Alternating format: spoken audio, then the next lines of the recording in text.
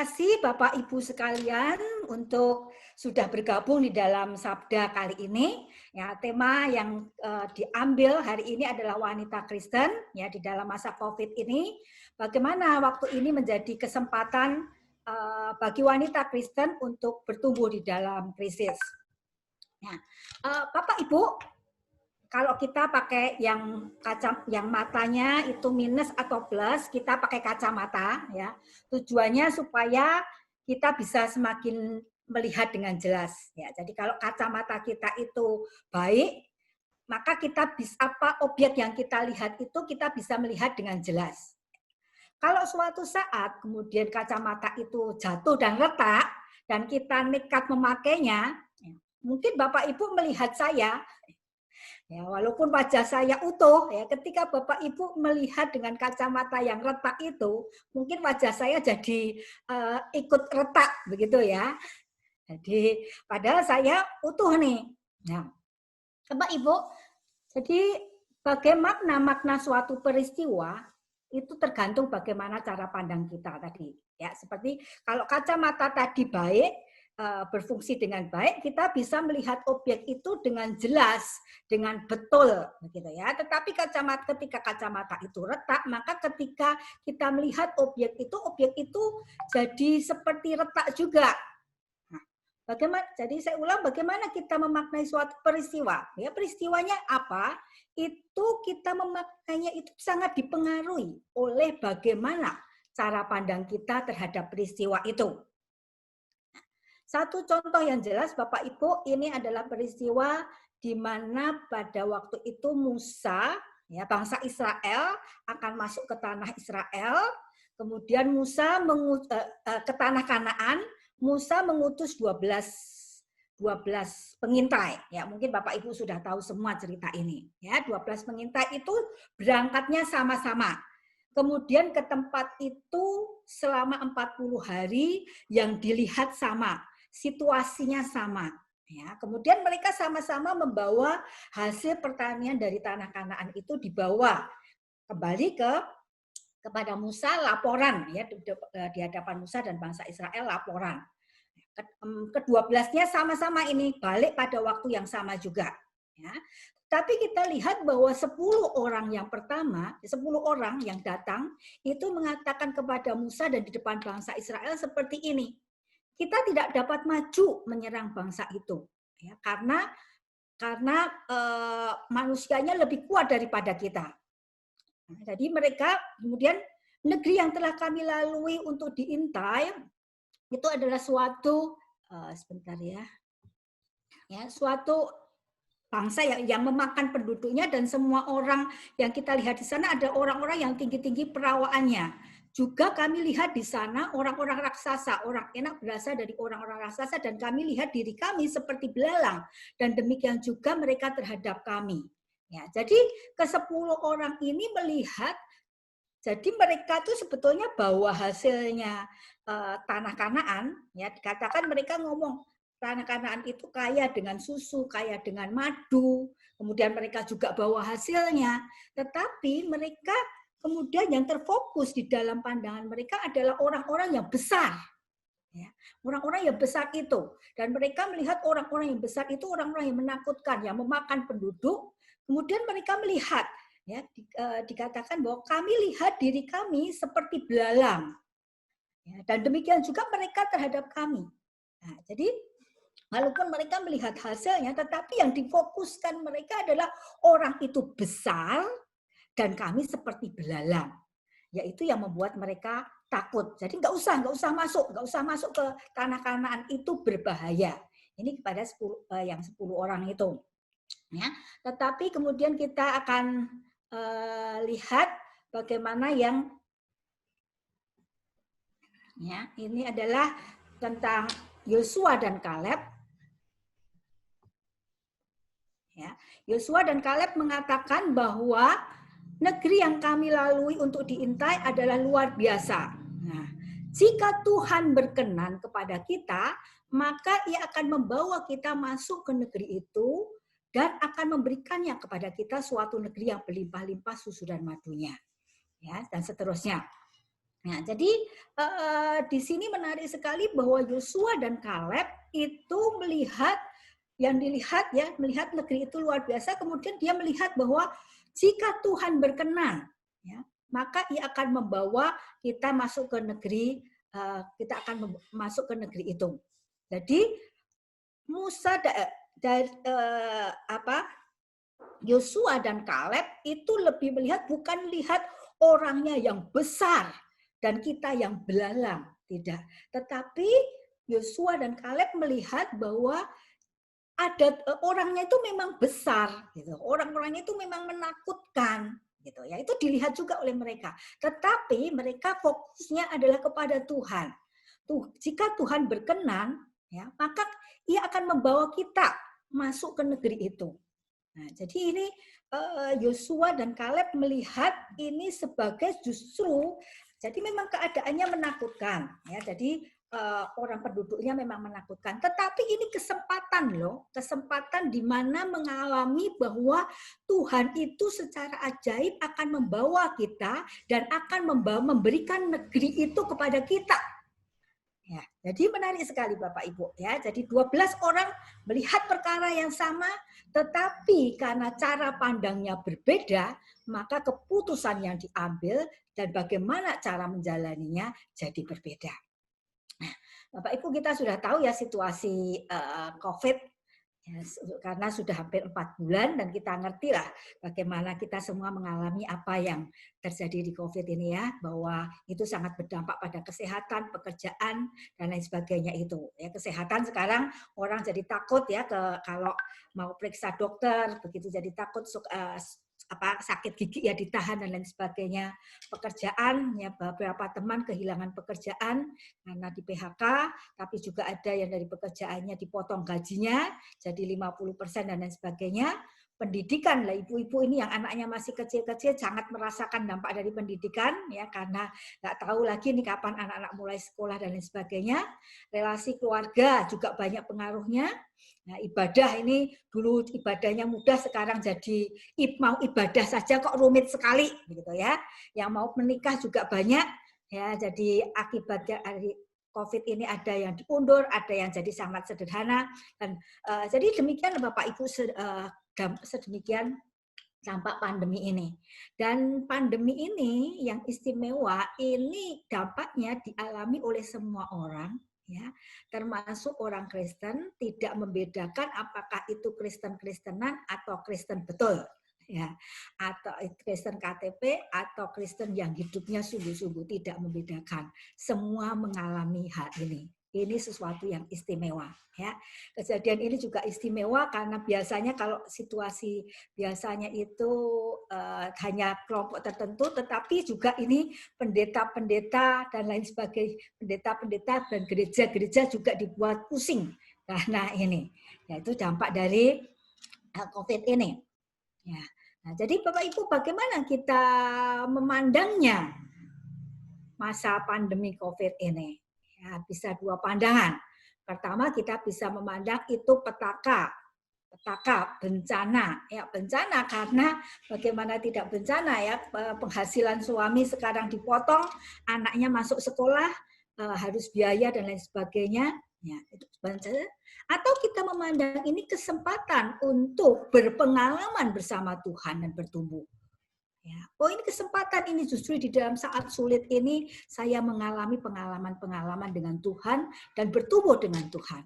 Nah, ini tergantung bagaimana kita memandangnya dan apa yang dihasilkan, bagaimana cara kita memandang itu akan terpengaruh sekali nanti dampaknya terhadap hidup kita itu bagaimana. Ya, hidup kita menjadi hancur, remuk, putus asa, atau hidup kita justru semakin dekat dengan Tuhan, hidup kita fight, ya, kita menjadi tahan banting, kemudian semua potensi kita muncul, ya kita justru bisa mempunyai daya tahan dan sebagainya. Itu tergantung bagaimana kita memandangnya. Ya. Bapak Ibu, kalau kita memandang ini sebagai satu kesempatan bertumbuh, ya ini adalah satu kesempatan yang bertumbuh. Nah, kita bisa bertumbuh di dalam hal apa?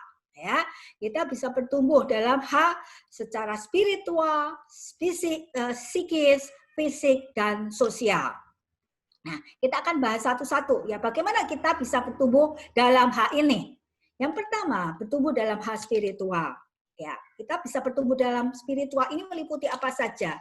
Mempercayai Allah.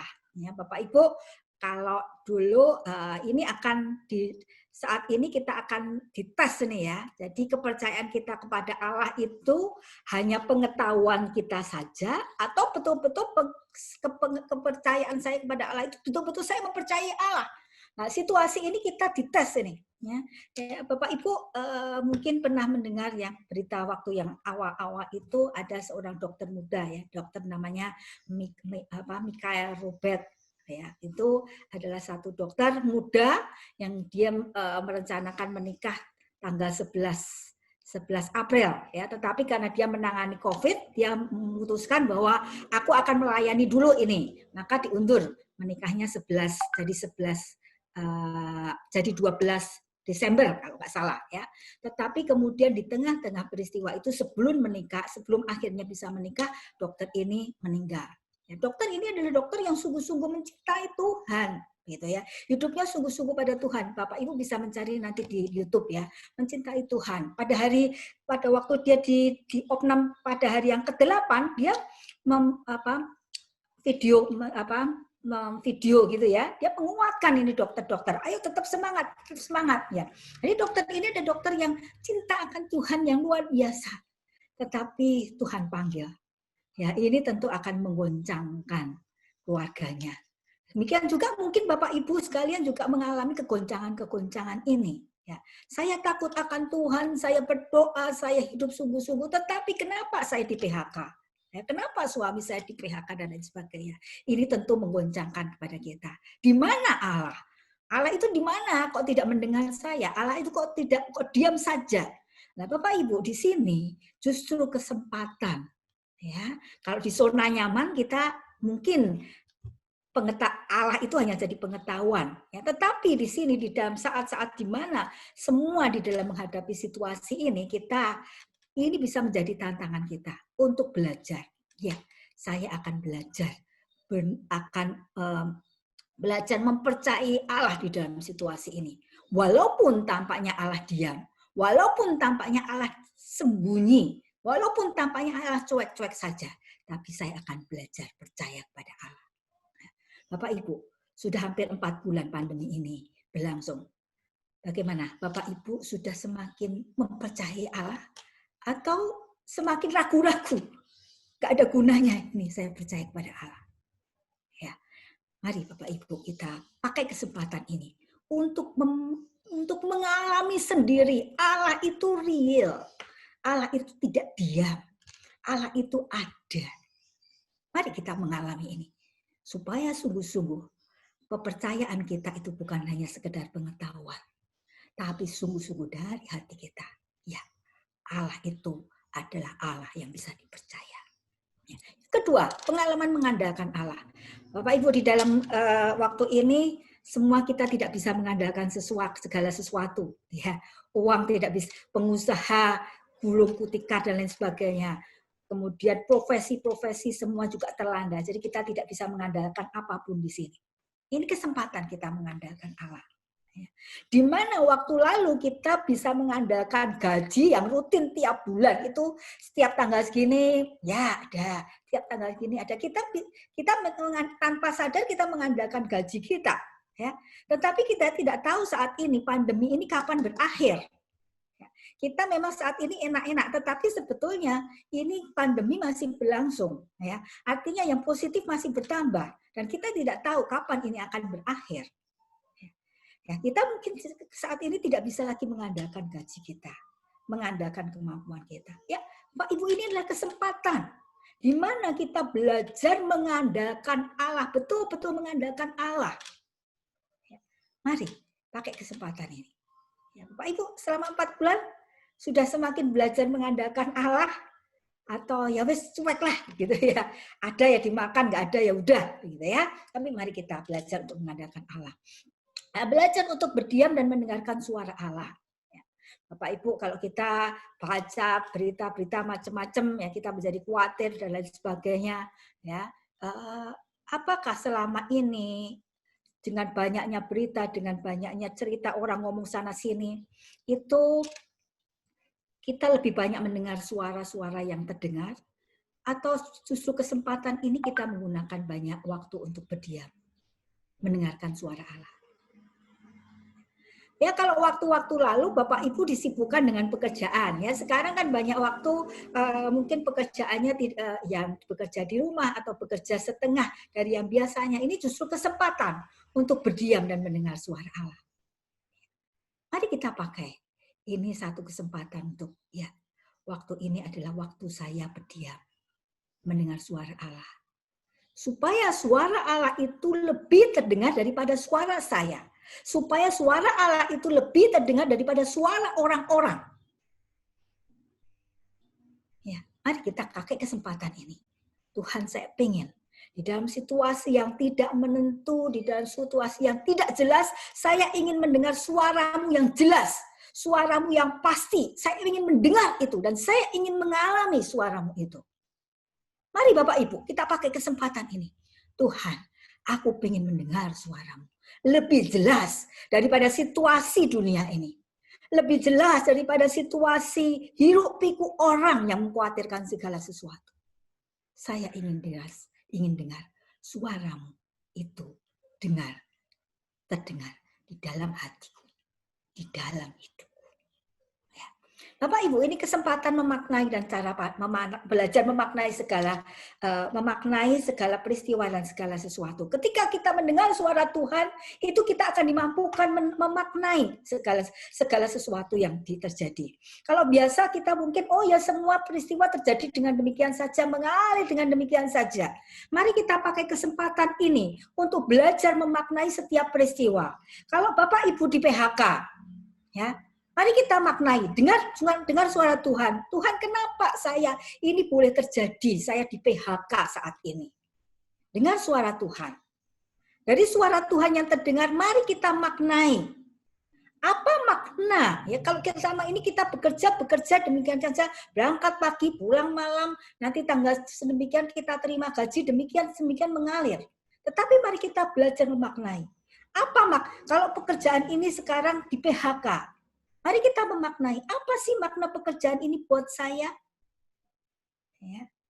Ya, kalau kita sekarang di dalam situasi rumah, kemudian ribut dengan suami istri ribut, ya coba kita memaknai. Apa sih sebetulnya makna relasi suami istri ini? Dan apa sih yang Tuhan inginkan di dalam relasi suami istri ini? Ya, mari kita temukan makna-makna itu. Sehingga setiap proses kehidupan itu ada maknanya. Dan bukan hanya mengalir dengan demikian saja. Ya, kalau kita bisa memaknai setiap peristiwa, maka ada monumen-monumen di dalam kehidupan kita. Dan monumen-monumen itu menjadi sesuatu yang indah buat hidup kita. Yang kelima adalah kita belajar bersyukur. Mari, segala sesuatu yang boleh terjadi, mari kita pakai kesempatan ini untuk belajar bersyukur. Untuk perkara-perkara kecil maupun perkara-perkara besar. Kita belajar membangun mesbah keluarga. Ketika gereja tidak dilarang, mari ini kesempatan ini ya untuk membangun mesbah keluarga. Ya, gimana kita bisa beribadah dengan keluarga. Kemudian juga kesempatan supaya gereja ini menjadi gereja kecil. Ya, jadi kalau sebetulnya betul-betul kalau masing-masing keluarga ini bisa membangun mesbah keluarganya, maka keluarga-keluarga Kristen ini bisa menjadi gereja-gereja kecil. Ya, maka ketika pandemi ini sudah selesai, maka gereja-gereja kecil ini justru ketika kembali gereja ini boleh dibuka, maka gereja yang besar ini bisa menjadi lebih kuat karena di dalamnya terjadi gereja-gereja kecil. Ya, mari Bapak Ibu, kita pakai kesempatan pandemi, kesempatan krisis ini justru untuk membangun spiritual kita.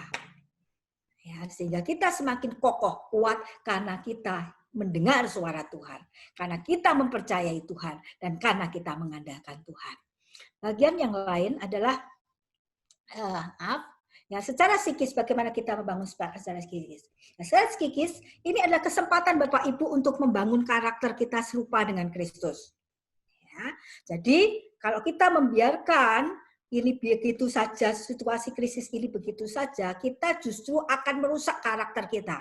Ya, kita mudah marah, kita mudah berpikir negatif dan lain sebagainya. Tetapi mari kita pakai, Tuhan, saya akan memakai kesempatan ini, masa sulit ini untuk menemukan karakter saya supaya saya menjadi serupa dengan Kristus. Nah, apa saja yang perlu dibangun? Cara berpikir. Ya, cara berpikir Bapak Ibu di dalam situasi sekarang ini ya, kalau kita lihat ada sebagian orang yang sudah cuek nih ya, sudah piknik kemana-mana, makan kemana-mana, bergerombol kemana-mana tanpa peduli. Ya. Tetapi di satu sisi ada orang yang demikian paranoid, demikian takutnya, yang apa-apa takut, gitu. Ya, ini adalah cara berpikir. Bapak Ibu coba berpikir, bagaimana cara berpikir secara tepat, ya? Bagaimana toh situasinya ini? Bagaimana saya seharusnya menempatkan? Ya. Cara berpikir, kalau kita ya pada waktu lalu kalau pertama-tama itu ya ada panic bullying ya, karena ada berita-berita mengatakan bahwa nanti kalau di situasinya demikian maka pangan itu akan sulit, cari barang-barang itu akan sulit, ya, maka terjadilah panic bullying. Jadi toko-toko diserbu dan lain sebagainya. Kemudian ada masker diserbu dan lain sebagainya. Itu karena apa? Karena cara berpikir tidak bisa menata cara berpikir. Jadi apa yang dikatakan orang itu yang diikuti, kemudian juga mengikuti seperti itu. Tidak tertata cara berpikirnya. Mari Bapak Ibu, Filipi 4 ayat 8 ini menyatakan, nanti Bapak Ibu bisa baca sendiri, ini menyatakan bahwa Tuhan ingin, penyataan ini menyatakan bahwa Tuhan ingin bahwa cara berpikirnya, pikiran kita itu tidak diisi dengan sampah-sampah. Ya, tetapi diisi dengan yang baik, yang mulia, yang adil, dan lain sebagainya. Seperti yang ada di Filipi 4 ayat 8. Bapak Ibu, mari kita di dalam posisi saat ini, kita mengatur cara berpikir. Ya jangan semua berita asal berita, terima berita apa ya, kalau yang di sosmed ya, terima berita apa langsung di-share dan lain sebagainya. Coba, ini salah satu cara mengatur pola berpikir ya. Kalau kita terima berita, dibaca dulu. Betul nggak ini? Ya, kalau nggak betul, sumbernya nggak jelas, jangan di-share. Ya, ini cara mengatur juga termasuk cara praktis, cara bagaimana kita mengatur pola berpikir dan lain sebagainya. Ya, kemudian yang kedua adalah perasaan, mengelola perasaan. Ya, tentu banyak perasaan muncul saat ini ya Bapak Ibu. Perasaan, jadi kalau yang anaknya di rumah, jadi banyak ibu-ibu sekarang sudah bosen ini ya, karena harus mengajar anak dan sudah nggak tahu lagi bagaimana karena anak-anaknya juga bosen. Ya, kemudian mungkin ada perasaan marah, perasaan khawatir, perasaan apa-apa muncul di sini. Ya, karena itu Bapak Ibu tidak heran kalau banyak webinar yang membahas tentang stres, ya, bagaimana mengolah stres dan lain sebagainya. Bapak Ibu, ini kesempatan adalah bagaimana kita mengelola perasaan. Filipi 4 ayat 6 menarik sekali bahwa katakanlah segala kamu khawatir. Perasaan apapun yang muncul jangan dibiarkan dipendam. Perasaan apapun yang muncul jangan dibiarkan itu menguasai, tetapi nyatakan itu kepada Tuhan, ya. Sampaikan itu kepada Tuhan. Tuhan, ini aku marah karena diperlakukan tidak adil. Kenapa yang itu tidak di PHK, saya di PHK. Tuhan, saya sudah bosan karena harus di rumah terus. Tuhan, saya khawatir karena nggak tahu ini bagaimana bulan depan, tabungan sudah mulai habis. Ya, nyatakan itu, curahkan itu kepada Tuhan. Tuhan, inilah semua perasaan saya. Saya serahkan kepada Tuhan. Mari Tuhan tata. Mari silakan Tuhan tata perasaan saya. Supaya semua perasaan itu tepat pada tempatnya. Dan mari Tuhan, tolong saya. Supaya saya bisa mengekspresikan dengan tepat semua perasaan saya. Mari Bapak Ibu, selama ini bagaimana dengan perasaan kita? Perasaan kita semakin muncul dan karuan, atau kita selama ini sudah belajar mengelola perasaan. Mari kita pakai kesempatan ini untuk belajar mengelola perasaan kita. Ya. Kemudian bagaimana mengelola keinginan? Yang mengelola keinginan jelas ya. Sekarang semua dibatasi, tidak seperti dulu. Ke gereja saja dibatasi. Mungkin kita protes ya. Ke gereja saja kok sulit, aturannya banyak. Ya, tetapi inilah Bapak Ibu kesempatan untuk kita mengelola keinginan kita. Ya, ke mall saja kok dibatasi, yang umur 60 nggak boleh, dan lain sebagainya. Tetapi ini kesempatan untuk kita mengelola keinginan. Juga mengelola, menggali, mengembangkan semua potensi. Ya, bersyukur ya banyak perempuan-perempuan sekarang sudah banyak kesadarannya mengatasi rasa bosannya dengan menggali potensinya. Ada yang mulai membuat masker yang kemudian dilukis-lukis bagus-bagus, ya itu sesuatu yang bagus sekali untuk menggali potensinya. Mungkin dulu tidak punya waktu atau tidak punya fasilitas. Sekarang ada waktu, ada fasilitas, itu dikembangkan. Kemudian ada juga yang mulai menanam ini yang baru ya. Jadi menanam ikan dengan tanam-tanaman itu baru ini ya, yang sedang ngetren. Kemudian ada yang masak-masak. Kemudian ada yang mulai buat quote-quote ya, tulisan-tulisan di share di IG, di FB dan lain sebagainya. Ada yang juga mengembangkan potensinya dengan mengadakan seminar-seminar, webinar dan sebagainya. Nah, ini juga kesempatan mengembangkan kreativitas, juga kesempatan mengupdate diri. Ya, kalau dulu Bapak Ibu yang ekonomi mungkin, nah ini kesempatan lagi ada webinar-webinar macam-macam dan tidak usah pergi dan murah.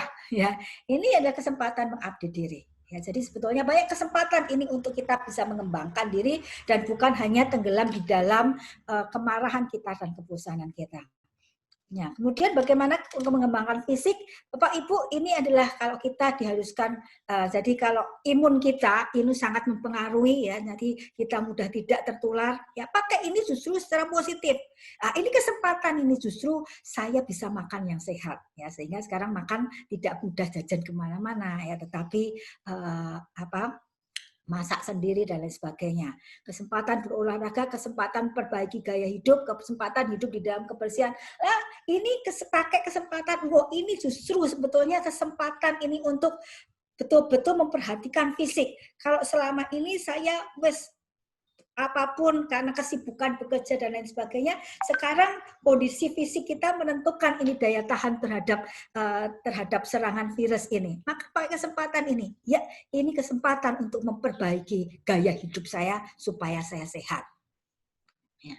Kemudian juga kesempatan untuk bertumbuh di dalam sosial, relasi suami istri. Ya, kalau selama ini mungkin karena bertemunya hanya sekian pagi, malam, ya tapi mungkin lebih banyak ketemu. Lah ini justru terdeteksi ini ya.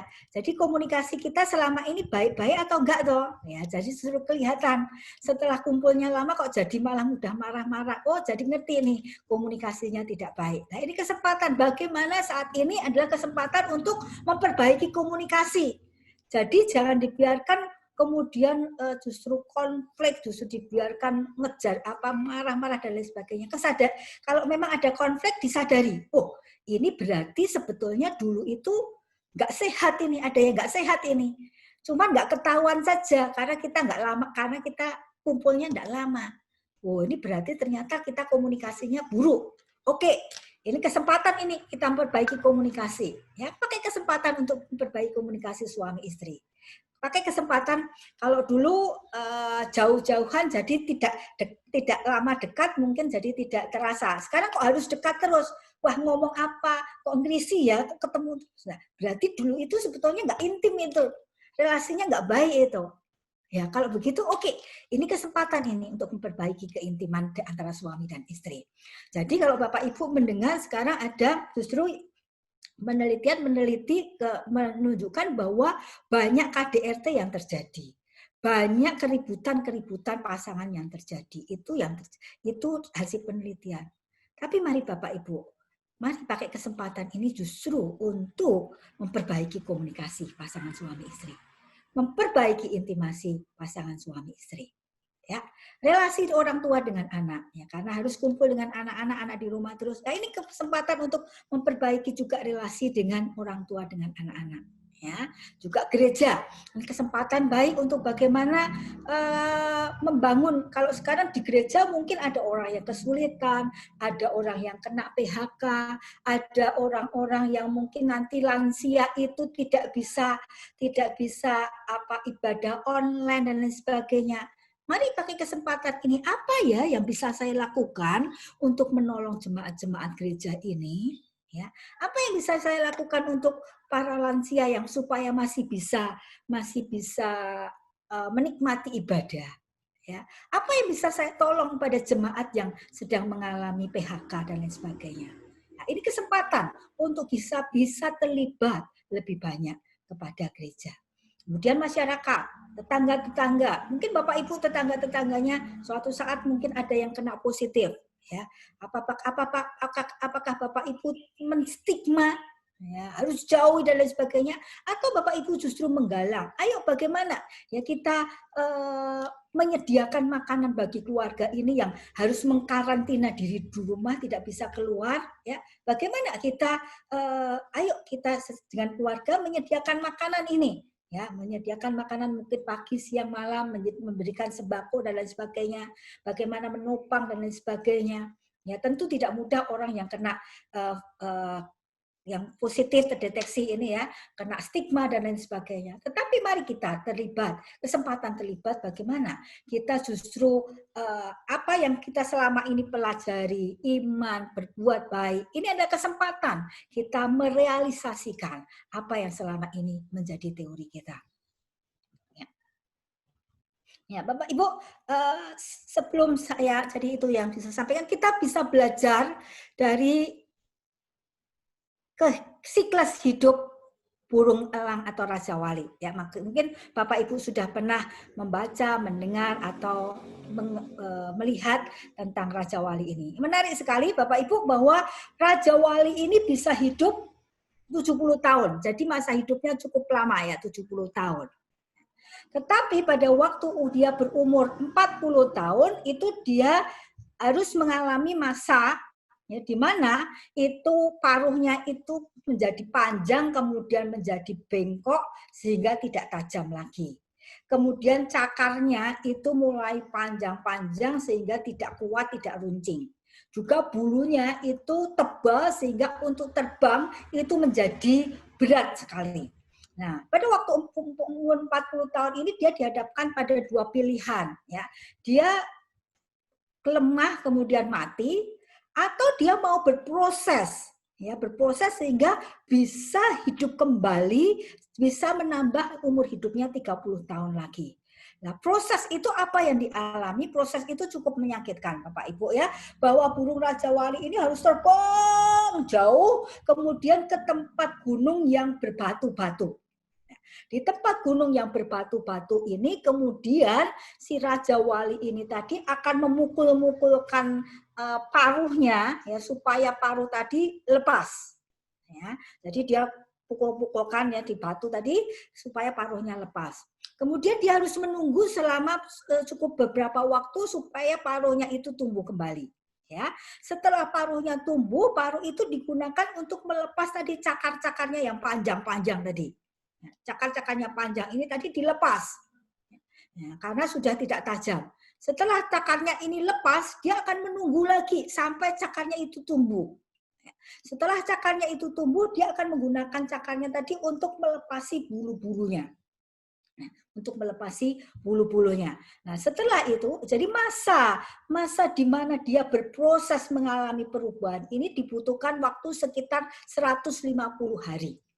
Ya, jadi dia di tempat jauh 150 hari dia mengalami proses itu. Dan setelah dia mengalami proses itu, maka dengan paruh yang baru, dengan cakar yang kemudian sudah tajam dan bulu yang baru, dia bisa memperpanjang umurnya 30 tahun lagi. Dan dia bisa punya kemampuan terbang untuk kemampuan terbang seperti semula. Jadi itu pilihannya bagi si Raja Wali ini. Dia mau ketika umur 40 tahun, oke, aku sudah buruk, sudah lemah, ya udah pasrah begitu. Atau saya bisa mengalami perubahan dan saya bisa ketika saya mau berproses mengalami dan perubahan itu dengan mengalami sakit, rasa sakit, saya berubah. Maka setelah mengalami perubahan itu dia menjadi sesuatu yang baru, dia bisa kuat lagi, dia bisa terbang lagi, dan dia punya kemampuan hidup 30 tahun lagi. Ya, Bapak Ibu, Tuhan masa krisis ini dibolehkan terjadi. Dan kita tidak tahu. Istimewanya sekali bahwa kita tidak tahu kapan ini terjadi. Ya, ini sudah menembus 6.000 lebih, 60.000 lebih ya. Dan kita tidak tahu kapan akan selesainya. Nah, Bapak Ibu, kita memandang bahwa ini bukan petaka, ini bukan bencana. Tetapi ini masa di mana Tuhan bisa memakai ini untuk mentransformasi hidup kita supaya kita bisa menjadi manusia yang tidak mudah menyerah. Tetapi manusia yang bertumbuh menjadi serupa dengan Kristus, bertumbuh semakin menyerupa dengan Kristus, dan tapi menjadi sebagai pemenang dalam setiap persoalan kehidupan yang kita alami. Sehingga justru mengalami pandemi ini, kita semakin yakin bahwa Tuhan, Engkaulah Allah yang bisa ku percaya. Tuhan, Engkaulah Allah yang bisa ku andalkan. Tuhan, Engkau bukan Allah yang diam, tetapi Engkau Allah yang suaranya mampu ku dengar. Tuhan, Engkau Allah yang bisa menata pikiran saya. Tuhan, Engkaulah Allah yang mampu menata hati saya. Tuhan, Engkaulah Allah yang mampu menjagai tubuh saya. Tuhan, Engkaulah Allah yang mampu membangun relasi saya dengan suami istri, dengan keluarga, dengan masyarakat, dengan gereja. Mari Bapak Ibu, mari kita menjadi seperti elang. Tidak pasrah, ya, tetapi Tuhan, saya akan memakai waktu ini untuk mentransformasi diri saya. Sehingga setelah pandemi ini, justru saya menjadi pribadi yang kuat, menjadi pribadi pemenang, menjadi pribadi yang tahan banting, menjadi pribadi yang kreatif, menjadi pribadi yang potensinya sudah tergali. Ya, mari Bapak Ibu, kita jalani masa pandemi yang belum tahu selesainya ini dengan oke Tuhan, saya siap mentransformasi diri. Ya.